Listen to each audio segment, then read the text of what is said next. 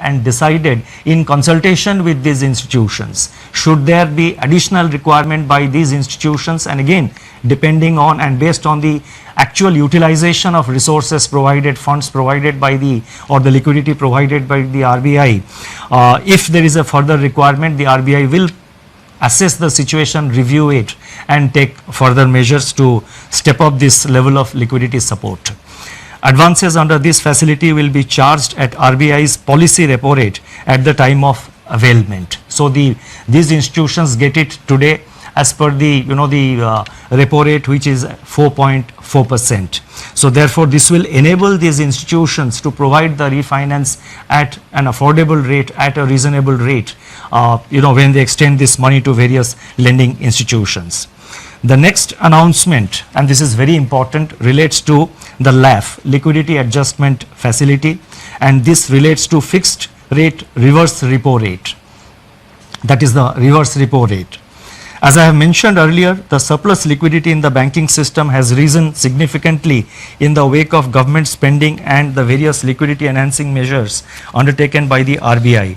On April 15, the amount observed under reverse repo operations was 6.9 lakh crore. Earlier, what I had given about the system liquidity, that was net. That is the difference between the repo and the reverse repo.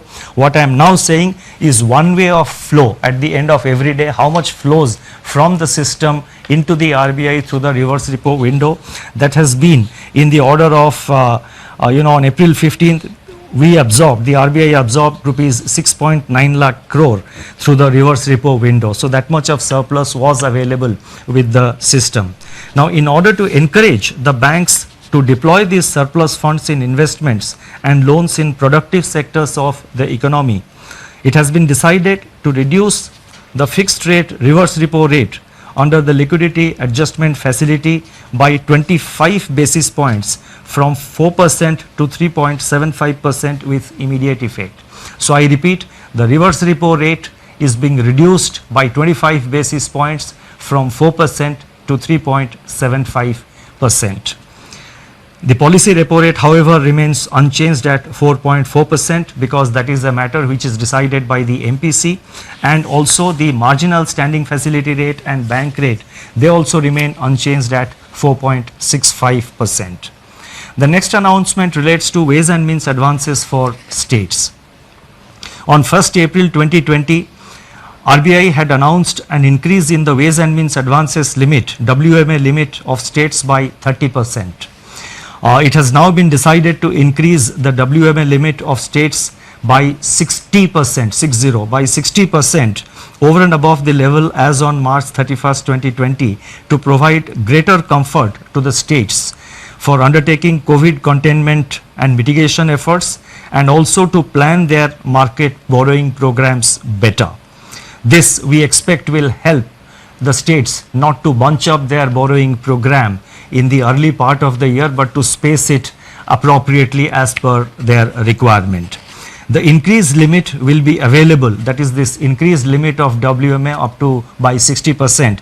This facility will be available till September 30th, 2020. The next set of measures are related to regulatory measures. On March 27, 2020, the Reserve Bank had announced certain regulatory measures to mitigate the burden of debt servicing brought about by disruptions on account of COVID-19 and to ensure the continuity of viable businesses. Based on a review of rapidly evolving situation and consistent with globally coordinated action committed to by Basel Committee on Banking Supervision to alleviate the impact of COVID-19 on global banking system, additional regulatory measures are being announced today. So whatever regulatory measures we are announcing, they are consistent with the Basel guidelines. The first measure under this category of regulatory measures, they relate to asset classification. Economic activity has come to a standstill during the period of the lockdown.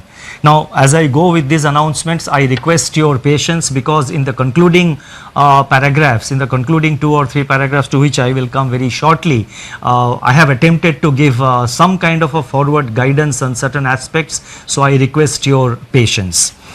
I repeat, Economic activity has come to a standstill during the period of the lockdown with consequential lingering effects which have unambiguously affected the cash flows of households and businesses. On March 27, the Reserve Bank had permitted lending institutions to grant moratorium of 3 months on payment of the current dues falling due between 1st March and May 31st. It is recognized that the onset of COVID-19 has also exacerbated the challenges for such borrowers even to honor their commitments which have fallen due on or before February 29, 2020 in standard accounts. The Basel Committee on Banking Supervision has taken cognizance of the financial and economic impact of COVID-19 and very recently announced that the payment moratorium periods, public or granted by banks on a voluntary basis relating to COVID-19 outbreak, can be excluded by banks from the number of days past due in respect of NPA recognition. Therefore, it has been decided that in respect of all accounts for which lending institutions decide to grant moratorium or deferment and which were standard as on 1st March 2020, the 90-day NPA norm shall exclude the moratorium period. That is, there would be an asset classification standstill for all such accounts from 1st March to 31st May 2020. NBFCs which are required to comply with Indian accounting standards Ind AS may be guided by the guidelines duly approved by their boards and as per the provisions and as per the advisories of the Institute of Chartered Accountants of India in recognition of impairments. In other words, NBFCs do have the flexibility under the prescribed accounting standards